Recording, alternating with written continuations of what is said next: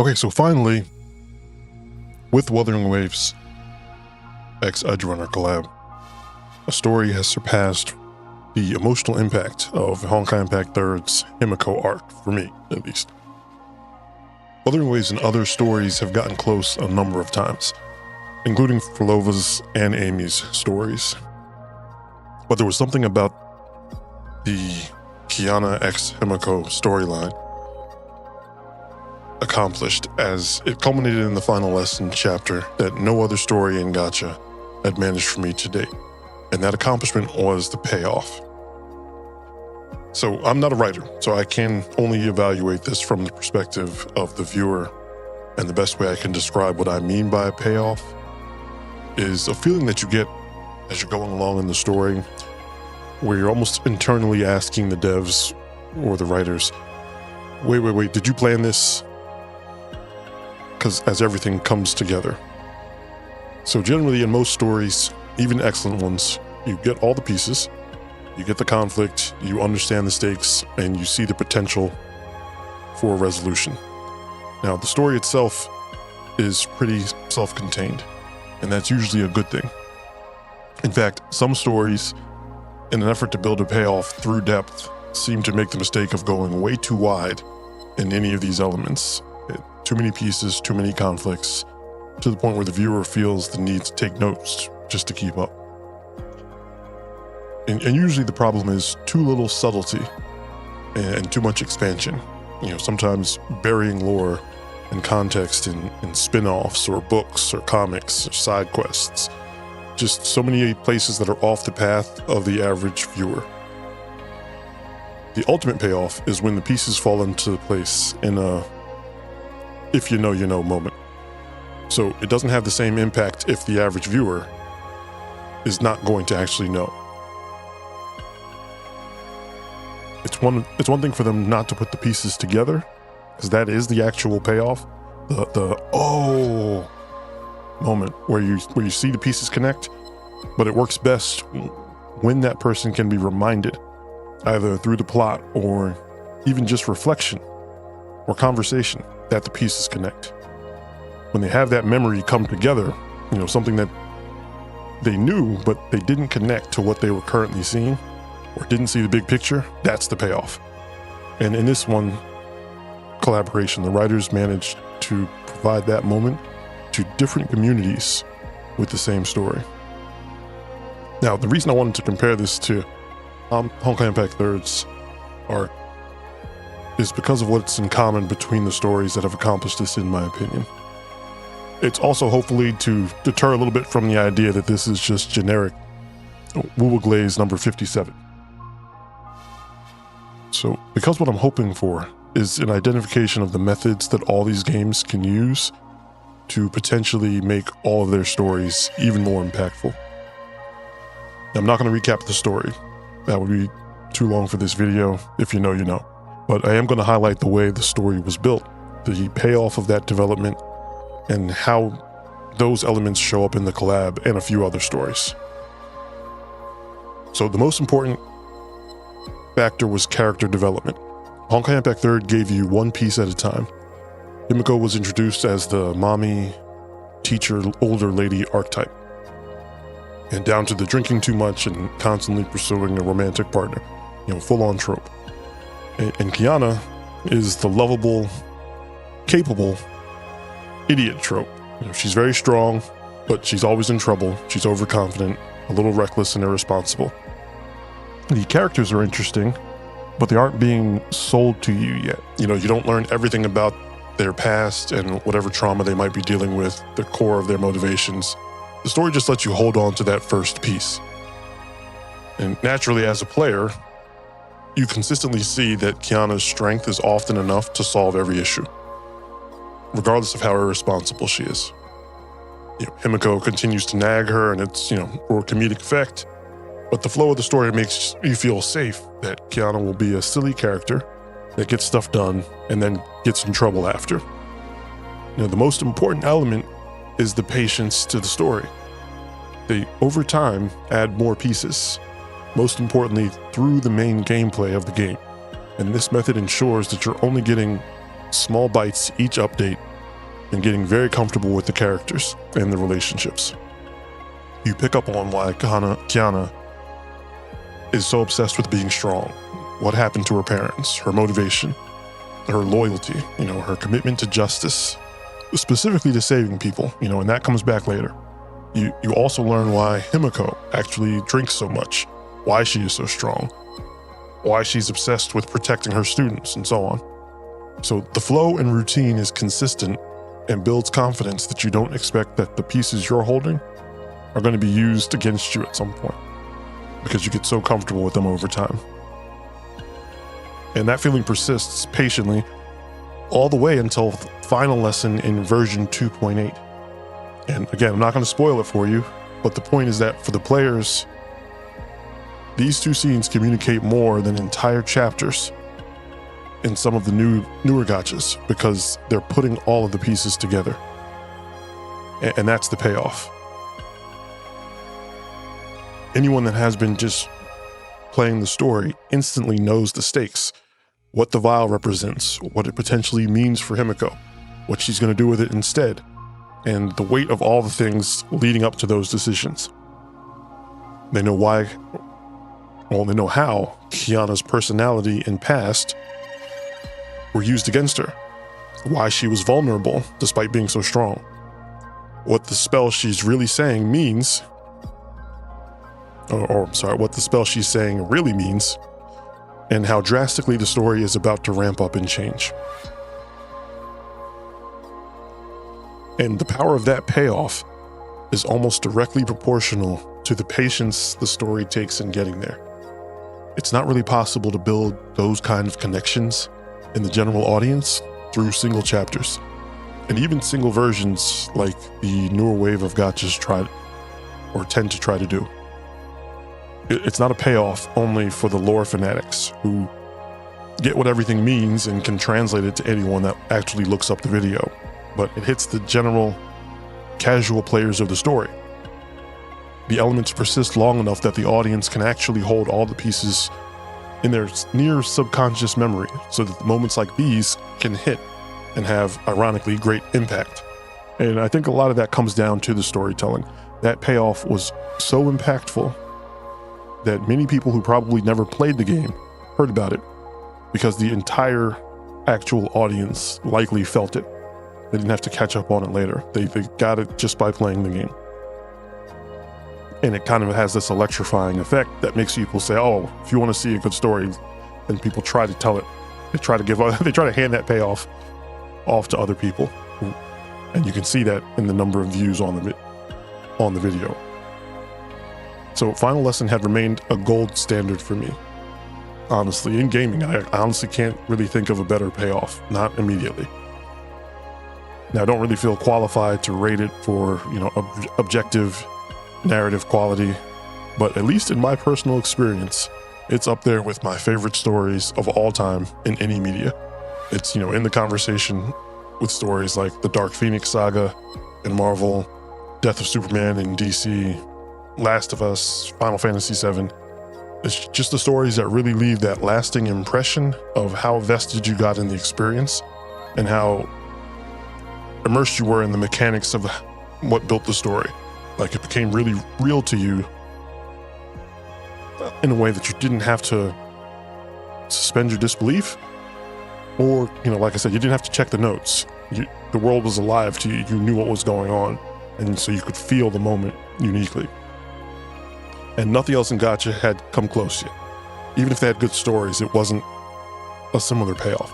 And this still leaves the room for a lot of great stories, but we're talking the actual peak. PGR got very close with the Red Tide and the Twins. Again, if you know, you know. Wuwa similarly got close with Frolova's story in 2.5. Wuthering Waves X Edgerunner collab finally has reached that level, which is odd because it's the collab story, which would not be the way you would expect it to happen. But it's the common element of leaving little pieces and giving them time to breathe. Now, some games have all these disconnected pieces and lore, and that's different. Where you're just seeing the connection because there's nothing there yet. or where you're not seeing the connection because there's not actually anything there yet. You don't have enough information. It's just an expanding mystery. And there are all these elements, but because you're not actually engaging with them or seeing the narrative around them, they're literally just lore to you. And it's almost irrelevant to the story as you're playing it. You just kind of say, oh, it's interesting to know that, but it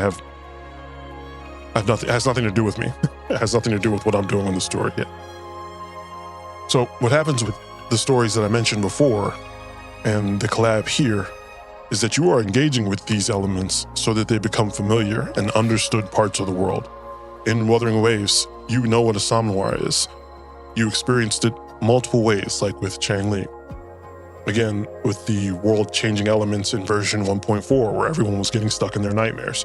You're very familiar with what the word ghost means in Solaris. How the frequencies and information about those who are affected by the lament can persist, and they can be warped into tacit discords. The void space where people can be trapped.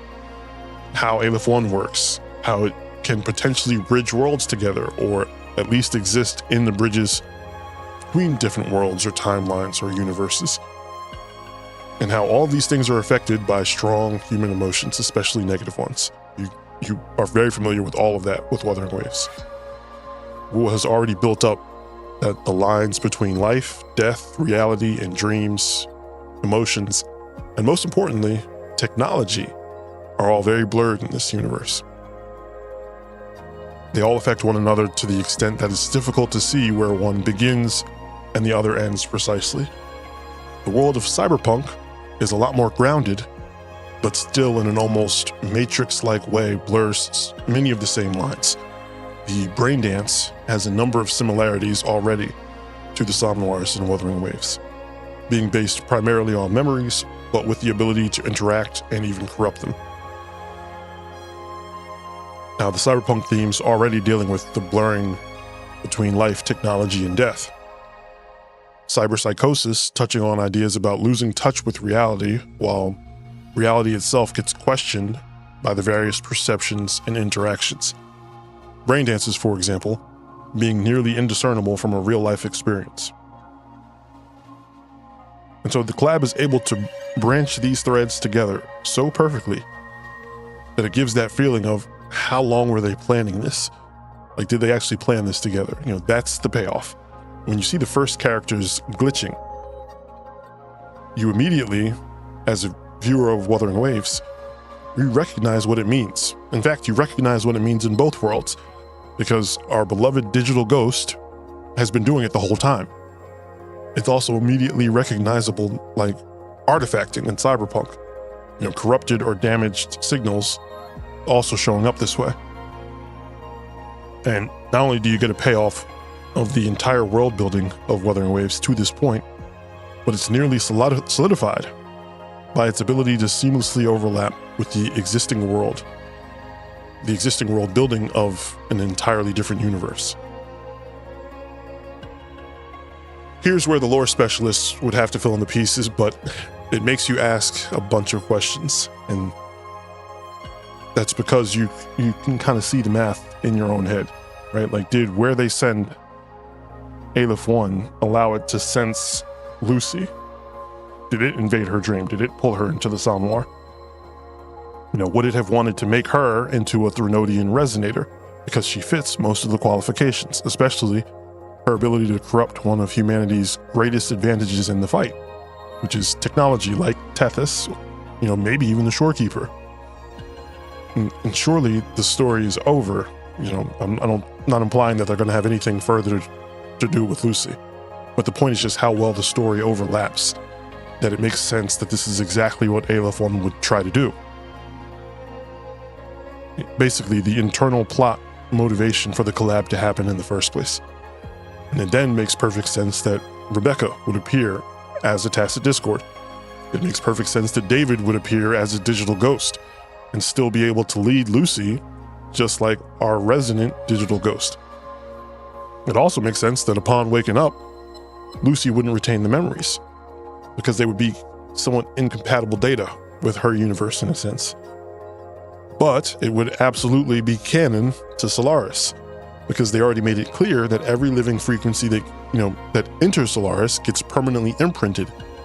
You have the Left Behind, the Lost Beyond, Tacit Discords themselves, Somnoirs, the Necrostar, all these things. But logically, it leaves the cyberpunk universe intact lore-wise, but it makes a permanent imprint on Solaris. And in a strange way, it's like Lucy kind of saves Rebecca and David by bringing their memory and frequency to Solaris, where it'll be permanent residence. I won't go as far as to say more than that, but as far as the lore of Solaris goes, David and Rebecca should be just as real as Ameth. And of course, at the same time, that adds to the tragedy of Ameth, because it confirms how she's not truly alive in the way that the other characters are. She's not going to grow or age or any of the other things that living people can do. She's a permanent imprint of Ameth's frequency, but she's not Ameth herself. So it extends that bittersweet feeling that about seeing that, Lucy's life will go on without David, directly to what it means about Ameth. It solidifies exactly what her existence is. It really is just beautiful. It's one of the most incredible payoffs I've ever experienced. And the key is that it works so well because of being patient enough to build it up over years of time, instead of trying to rush it together or just dragging out unconnected mysteries until you finally try to make sense of all the pieces and no one can even remember what all of them were.